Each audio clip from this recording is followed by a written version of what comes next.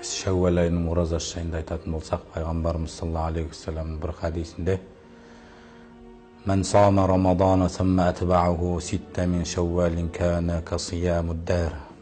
Мағынасы, кімде-кім Рамазанды оразасымен өткізіп, бұдан кейінгі Шәуәл айында 6 күн ораза ұстаса, жыл бойы ораза ұстағанмен бірдей дейді.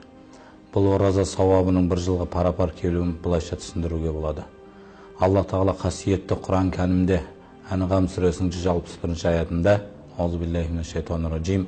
Мен жааху бил хасанати фалаху ашру амсалиха." Садақаллахул азим. Кімде-кім бір жақсылық жасаса, оған оның 10 есе қарымы беріледі деген.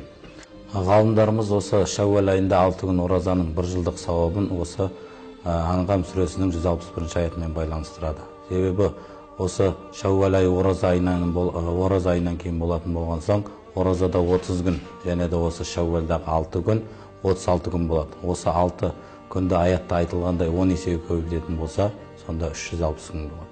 Яғни осы оразада, және де оразадан кейін осы Шәуәл айының 6 күн оразасын ұстаған кісіге бір жылдық ораза ұстағанның сауабын беріледі деп ғалымдарымыз осы аятпен байланыстырып айтқан. Және де бұл Шәуәл айында ораза ұстау нәпіл ораза, ол ешкім міндет емес. Шәуәл айында 6 күн ораза ұстаған кісіге Алла Тағала бір жылдық сауап беріледі. Егер себептермен оны ұстай алмайтын болса, Алла Тағаланың сауабынан махрұм қалады. Алла Тағала бәрімізді осы Шәуәл айының 6 күндік оразасын ұстауға баршамызға нәсіп етсін. Оны оразаны 6 күн күнде 6 күн бірден ұстаса да болады, немесе осы Шәуәл айында оны бөліп ұстауға болады. Абзалы бірден 6 күн ұстаған дұрыс болады. Алла Тағала бәрімізді келесі Рамазан айына, Шәуәл айына аман есен жеткізсін.